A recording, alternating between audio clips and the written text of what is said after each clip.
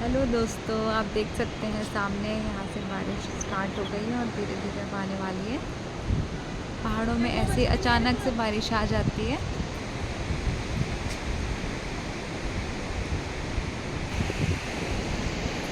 आप लाइव देख सकते हैं कैसे बारिश यहाँ तक पहुँच चुकी है।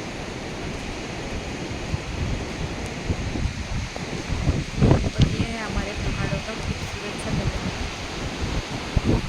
प्यारी सी पिंडर नदी।